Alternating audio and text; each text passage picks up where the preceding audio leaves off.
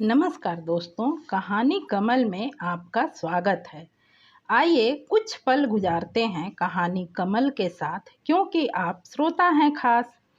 आज सुनिए रविंद्रनाथ टैगोर की लिखी कहानी भिखारिन। कहानी शुरू करने से पहले एक छोटी सी रिक्वेस्ट है, चैनल को सब्सक्राइब करें, वीडियो को लाइक करें, अपने मित्रों में शेयर करें और कमेंट करके अवश्य ही बताएं कि इस चैनल पर कहानियाँ आपको कैसी लग रही है। भिखारिन। अंधी प्रतिदिन मंदिर के दरवाजे पर जाकर खड़ी होती। दर्शन करने वाले बाहर निकलते तो वह अपना हाथ फैला देती और नम्रता से कहती, बाबूजी, अंधी पर दया हो जाए। वह जानती थी कि मंदिर में आने वाले सहृदय और श्रद्धालु हुआ करते हैं। उसका यह अनुमान असत्य भी न था। आने जाने वाले 2-4 पैसे उसके हाथ पर रख ही देते। अंधी उनको दुआएं देती और उनकी सहृदयता को सराहती। स्त्रियां भी उसके पल्ले में थोड़ा बहुत अनाज डाल ही जाया करती। प्रातः से संध्या तक वह इसी प्रकार हाथ फैलाए खड़ी रहती। उसके पश्चात मन ही मन भगवान को प्रणाम करती और अपनी लाठी के सहारे झोपड़ी का पथ ग्रहण करती। उसकी झोपड़ी नगर से बाहर थी। रास्ते में भी याचना करती जाती, किंतु राहगीरों में अधिक संख्या श्वेत वस्त्रों वालों का ही होता, जो पैसे देने की अपेक्षा झिड़कियां देते। तब भी अंधी निराश न होती और उसकी याचना बराबर जारी रहती। झोपड़ी तक पहुँचते पहुँचते उसे 2-4 पैसे और मिल ही जाते।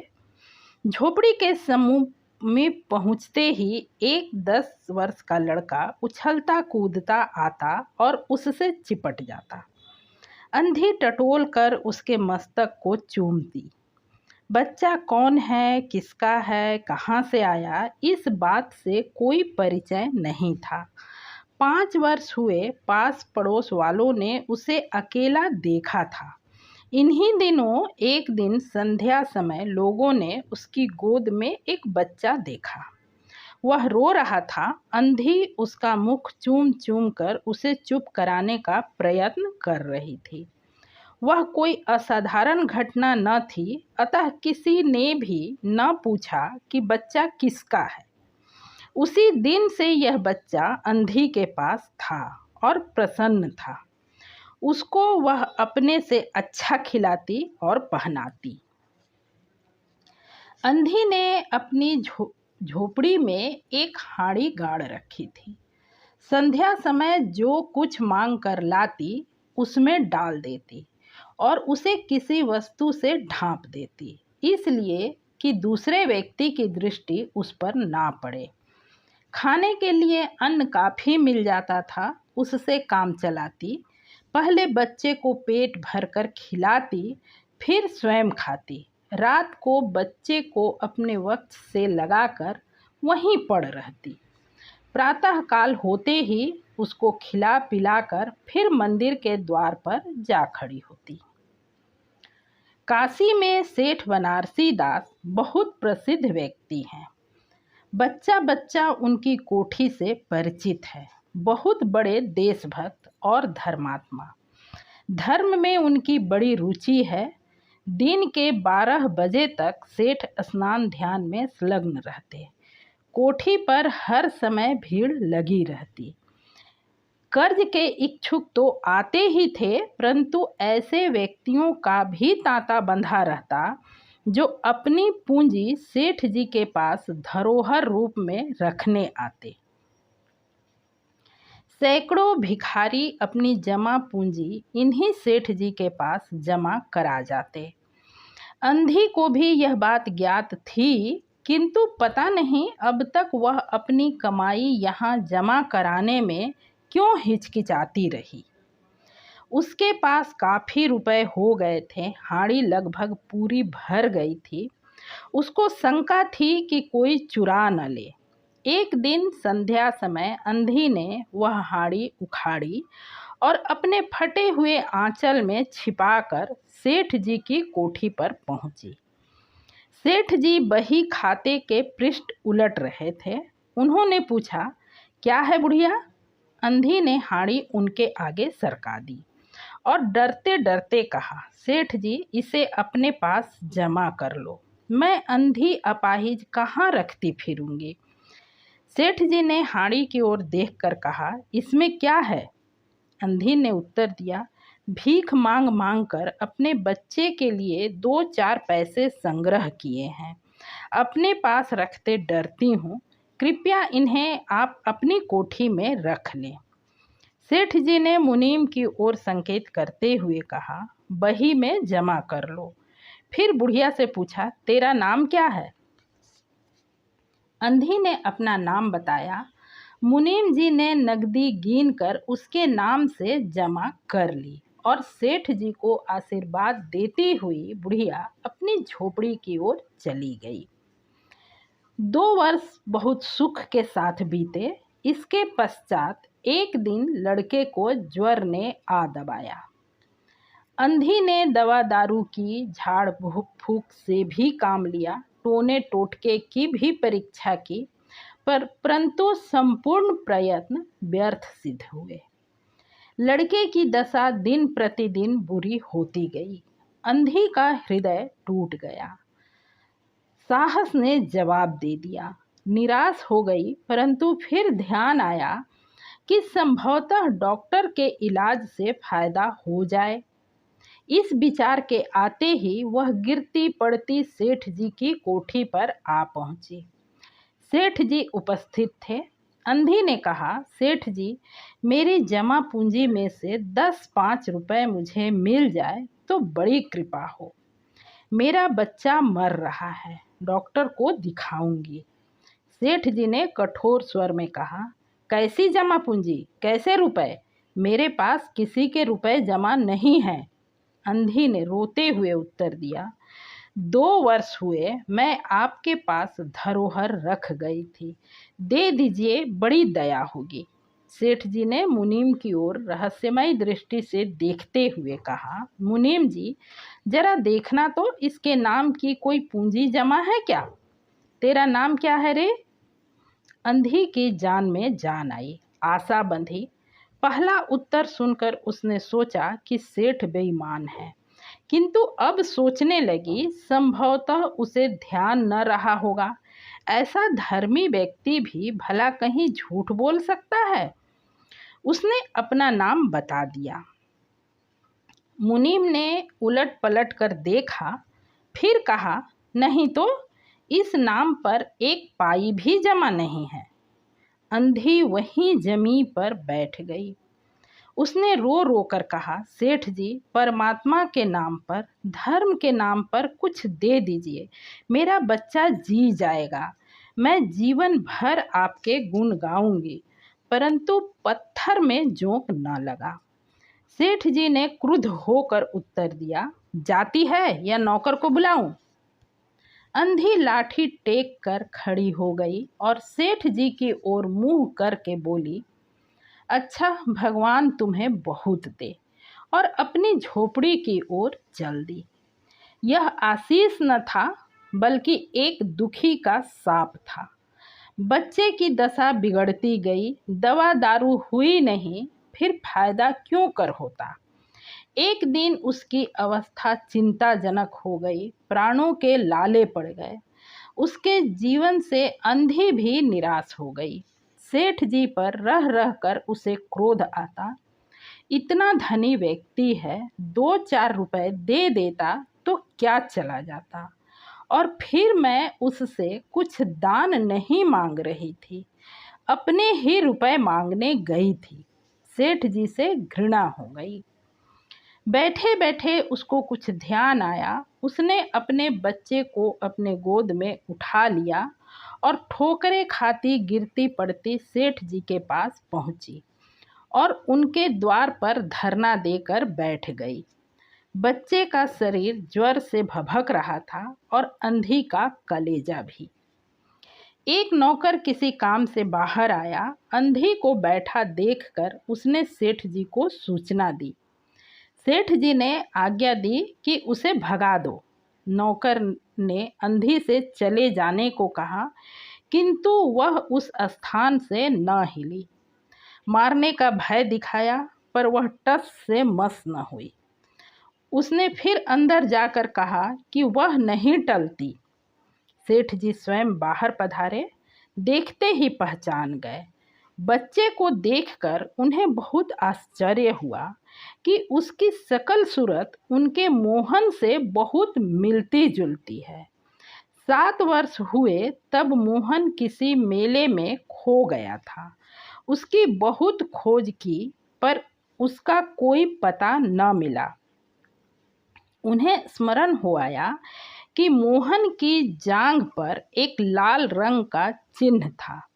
इस विचार के आते ही उन्होंने अंधी की गोद के बच्चे की जांघ देखी। चिन्ह अवश्य था, परंतु पहले से कुछ बड़ा। उनको विश्वास हो गया कि बच्चा उन्हीं का है। तुरंत उसको छीनकर अपने कलेजे से चिपटा लिया।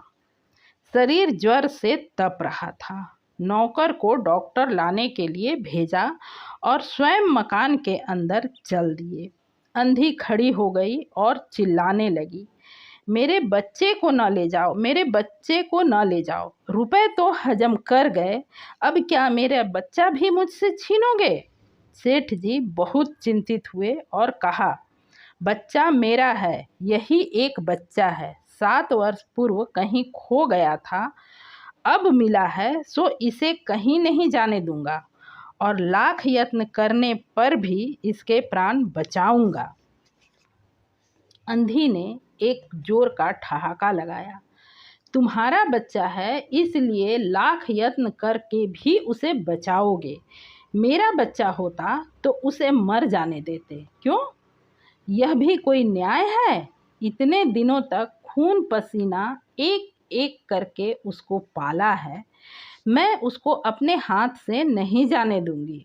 सेठ जी की अजीब दशा थी, कुछ करते धरते बन नहीं पड़ता था। कुछ देर वहीं मौन खड़े रहे, फिर मकान के अंदर चले गए। अंधी कुछ समय तक खड़ी रोती रही, फिर वह भी अपनी झोपड़ी की ओर चल दी। दूसरे दिन प्रातःकाल प्रभु की कृपा हुई या दवा ने जादू का सा प्रभाव, मोहन का ज्वर उतर गया। होश आने पर उसने आंख खोली तो सर्वप्रथम शब्द उसकी जबान से निकला, माँ। चहु और अपरिचित शक्लें देखकर उसने अपने नेत्र फिर बंद कर लिए। उस समय से उसका ज्वर फिर अधिक होना आरंभ हो गया। माँ माँ की रट लगी हुई थी। डॉक्टरों ने जवाब दे दिया। सेठ जी के हाथ पांव फूल गए। चहु और अंधेरा दिखाई पड़ने लगा। क्या करूं, एक ही बच्चा है, इतने दिनों बाद मिला भी तो मृत्यु उसको अपने चंगुल में दबा रही है, इसे कैसे बचाऊं? सहसा उनको अंधी का ध्यान आया। पत्नी को बाहर भेजा कि देखो कहीं वह अब तक द्वार पर न बैठी हो, परंतु वह वहां कहाँ। सेठ जी ने फीटन तैयार कराई और बस्ती से बाहर उसकी झोपड़ी पर पहुँचे। झोपड़ी बिना द्वार के थी। अंदर गए, देखा अंधी एक फटे पुराने टाट पर पड़ी है और उसके नेत्रों से अश्रुधार बह रही है। सेठ जी ने धीरे से उसको हिलाया। उसका शरीर भी अग्नि की भांति तप रहा था। सेठ जी ने कहा, बुढ़िया, तेरा बच्चा मर रहा है। डॉक्टर निराश हो गए हैं, रह रह कर वह तुझे पुकारता है। अब तू ही उसके प्राण बचा सकती है। चल और मेरे नहीं, अपने बच्चे का जान बचा ले। अंधी ने उत्तर दिया, मरता है तो मरने दो, मैं भी मर रही हूँ। हम दोनों स्वर्ग लोक में फिर माँ बेटे की तरह मिल जाएंगे। इस लोक में सुख नहीं है, वहाँ मेरा बच्चा सुख से रहेगा। मैं वहाँ उसकी सुचारू रूप से सेवा शुश्रूषा करूँगी। सेठ जी रो दिए। आज तक उन्होंने किसी के सामने सिर न झुकाया था, किंतु इस समय अंधी के पांवों पर गिर पड़े और रो रो कर कहा, ममता की लाज रख लो, आखिर तुम भी उसकी माँ हो, चलो तुम्हारे जाने से वह बच जाएगा। ममता शब्द ने अंधी को विकल कर दिया। उसने तुरंत कहा, अच्छा चलो। सेठ जी सहारा देकर उसे बाहर लाए और फीटन पर बिठा दिया। फीटन घर की ओर दौड़ने लगी। उस समय सेठ जी और अंधी भिखारिन दोनों की एक ही दशा थी।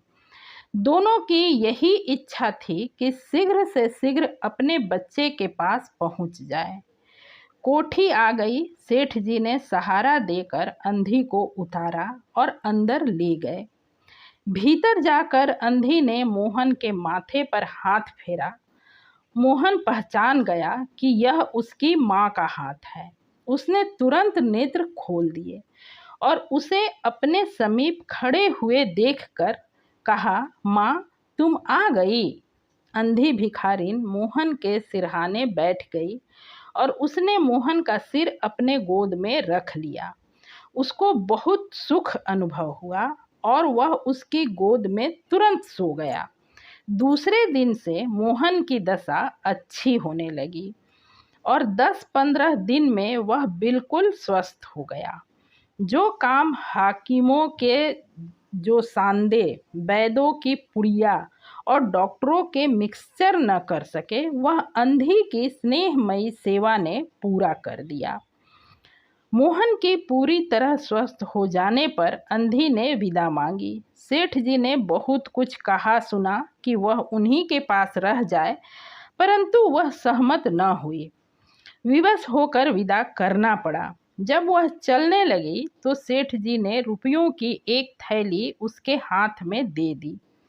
अंधी ने मालूम किया इसमें क्या है। सेठ जी ने कहा, इसमें तुम्हारी धरोहर है, तुम्हारे रुपए, मेरा वह अपराध।